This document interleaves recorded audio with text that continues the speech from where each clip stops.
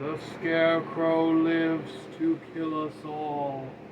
Keep it buried during the fall. Hello, my noble band of outlaws. Outlaw Samurai coming at you live with a video. Yes, it's been a while since I've worn my hat. But, on a more important note, if you know the title of the video, we're here to talk about this bastard right here. Again, picture to be added in editing. For those of you who don't know where this character comes from, he is the main monster of the Syfy 2013 movie Scarecrow. And we're actually going to be starting a somewhat new series on my channel of Outlaw versus horror movie monsters. How I would fight them, how I would beat them, powers and abilities, that sort of thing.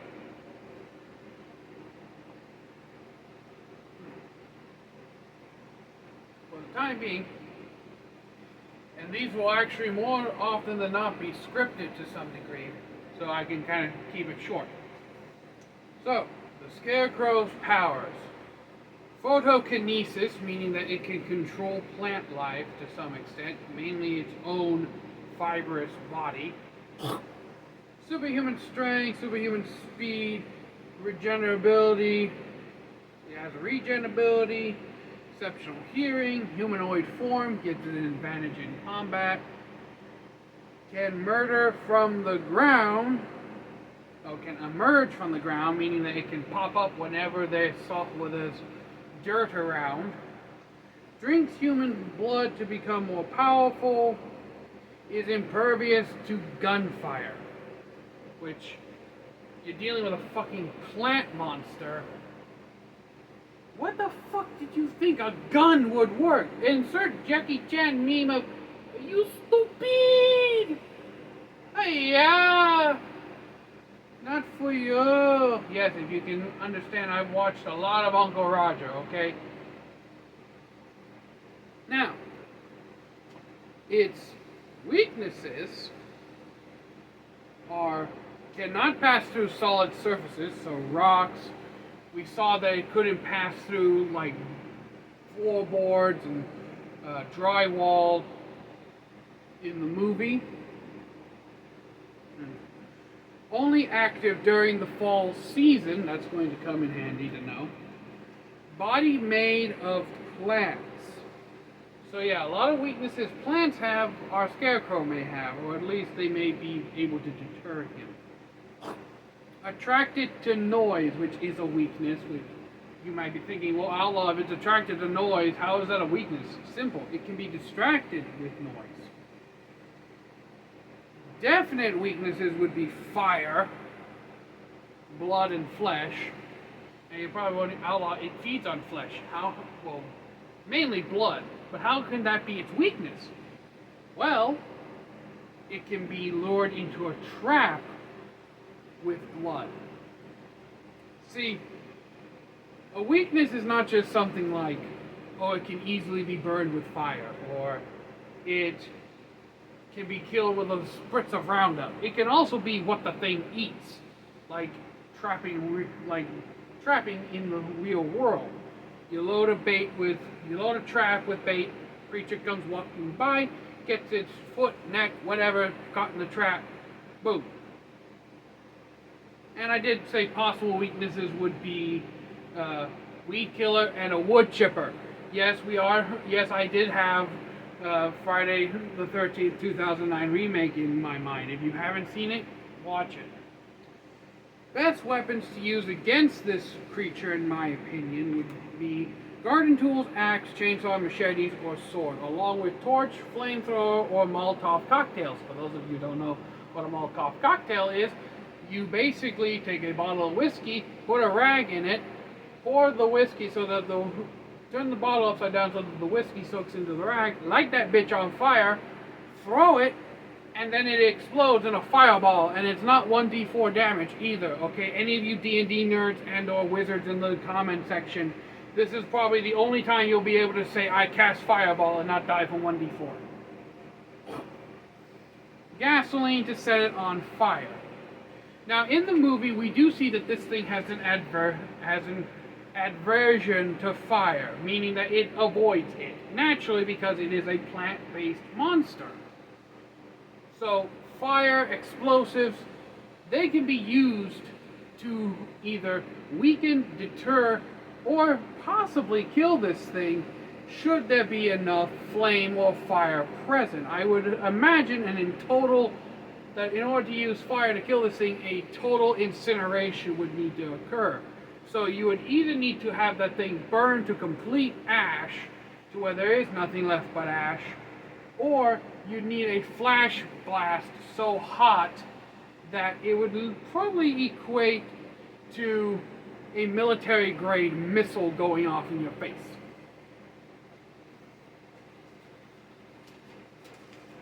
Alright. I do have some attack plans that I've made up.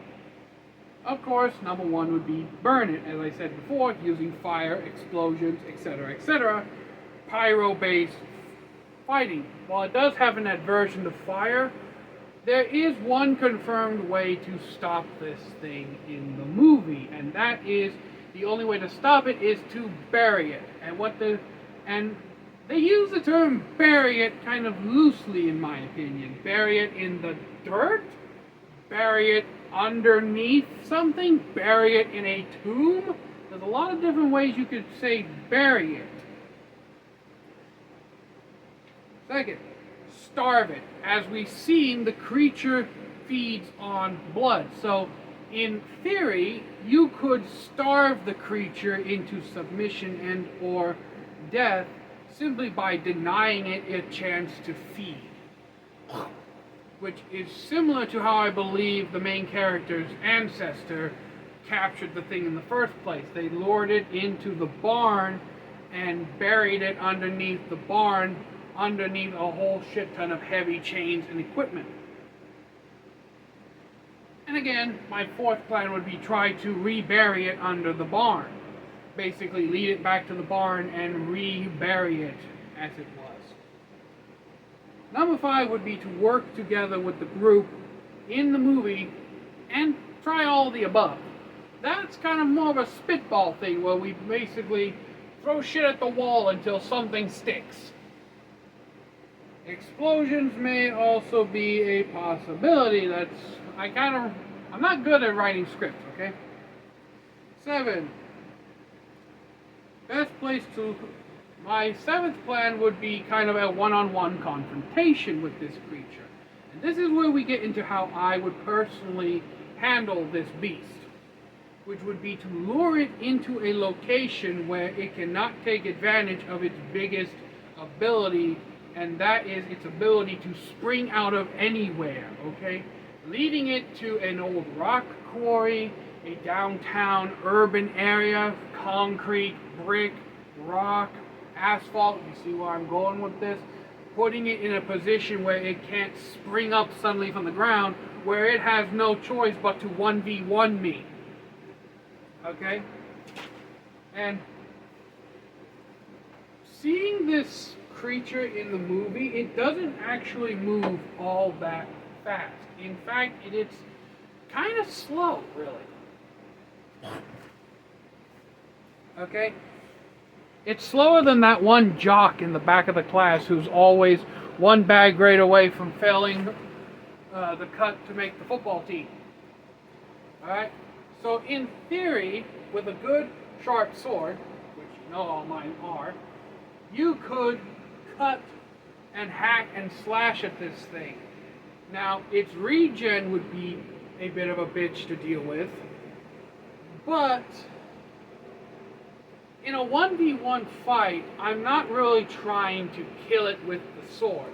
I'm more of trying to just keep it distracted or weakened so that I can take advantage of its one chronological weakness, and that's burying the son of a bitch. Even if I'm with another group, we could try luring it into, let's say, a populated, not so much populated area, but a area to which there is a lot of underground whole building structures, like a sewer. Because technically luring it into the sewer would, in theory, be burying it.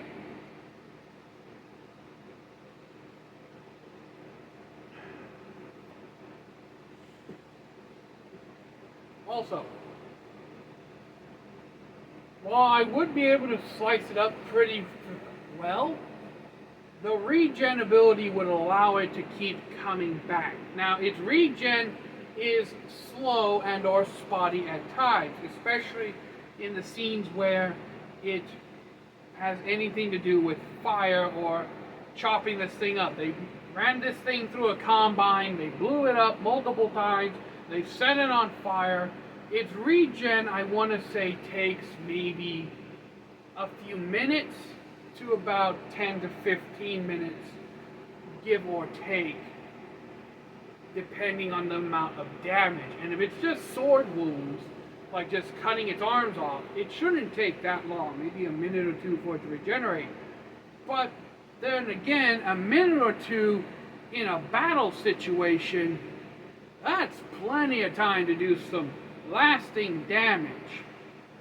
If not, just straight be able to chop it up to the point where you could just throw it in a hole and bury it.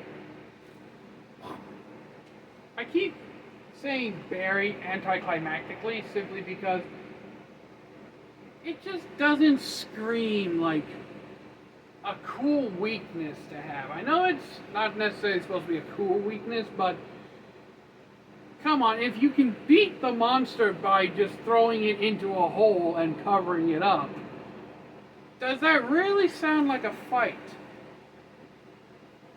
Not to me personally. Next, the Scarecrow's legend, of course, as I've been saying all along. The Scarecrow lives to kill us all. Keep it buried in the fall. And there's another thing that you could try to do. If you can't bury the Scarecrow, then you could at least chain it up, like I would presume the ancestor of the main character did. Right? After he lured it into the barn, he covered it with all kinds of chains and metal, wrapping it up, doing a combination of starving the thing and burying it, technically. So in theory, if you could keep the thing contained in an area where it can't make use of its photokinesis, which would be its ability to manipulate plants and itself, then theoretically you could starve it out and just run the time out. Alright? Fall is a limited time. In most areas, fall encumbers September, October, and November. Alright? Then you have winter, which is December, January, and February. If you can just, and really it's only active for what I would presume to be 2 months out of the fall from what the movie tells us. October and possibly November. So once you've starved it and locked it up, that's pretty much all you got to do to actually stop it. Small scale explosions won't work. Incinerate would be the best option. Again, I was writing these as I was watching the movie. Alright. Only confirmed way, again, is to bury the damn thing. How you technically get buried, I don't know. The main character tricked it into going inside of a ship's fuel tank at the end of the movie and blew the bastard up. Alright? It also has a vendetta against the Miller family. Now this is kind of my little theory that I thought of while doing this, because we learned in the movie that the Scarecrow just kind of appeared one day. There was no real backstory as to why the Scarecrow's here, what it's doing here, and who summoned and or created the Scarecrow. But it has a vendetta against the Millers, the main character's family. So, I have two working theories.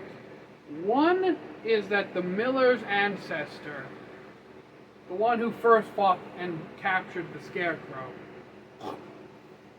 must have either wronged somebody or did something to somebody that had knowledge of the arcane arts, and for revenge summoned or made the Scarecrow specifically to kill the Miller family, because we see the Scarecrow constantly beeline towards the Millers whenever it hears the Millers doing anything, talking, making any kind of action, etc., etc. So, that may be a very possible thing where the Millers wronged somebody or pissed off a witch or a witch sorcerer and they created the Scarecrow to seek revenge. Well, my other working theory is that one of the Millers was the one to originally partake in witchcraft and sorcery. And maybe they created the Scarecrow, he or she, whatever, created the Scarecrow as a means of protecting the family, or the one who created the Scarecrow did it in secret and secretly practiced witchcraft. The rest of the family found out about it, and of course, the story takes place 100 years in the past, so roughly around 1913 to around 1890s, 1880s, somewhere in that time frame is when the original Scarecrow was fought. Of course, you have, and I'm just going to say this, the Christians, Salem witch trials, anybody? You have a bunch of very, very proactive, intolerant early 19th century Christians, and the prospect of a witch.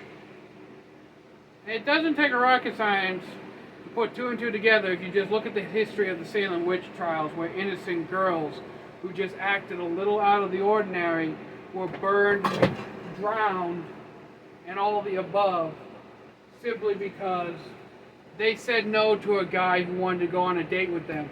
Oh, you got rejected. She must obviously be a witch. Burn her at the stake. Gen Z would have loved the 16th century. But in any case, the point here is that either through something going awry in the family, or the family ratting themselves out in this working theory, is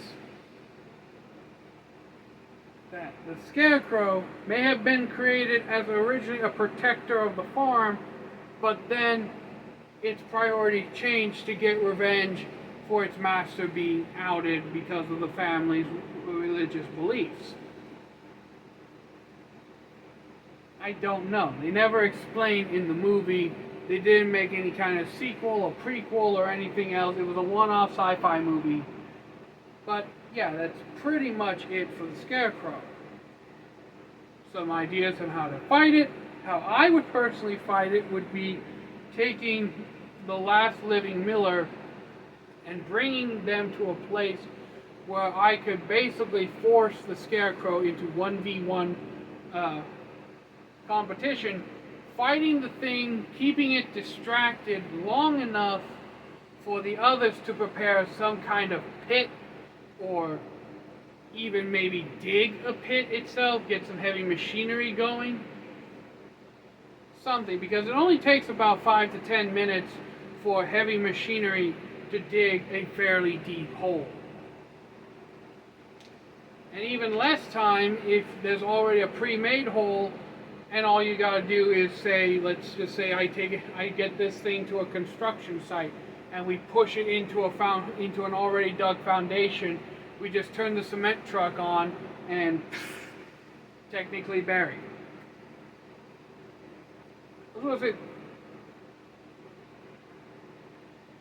This isn't how I would normally go about doing these Outlaw versus Monster battles.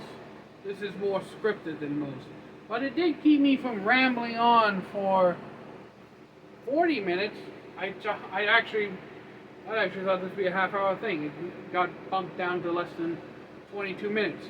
So, in conclusion, apparently the only way to defeat this thing once and for all is to bury it with very loose definitions of the term bury it.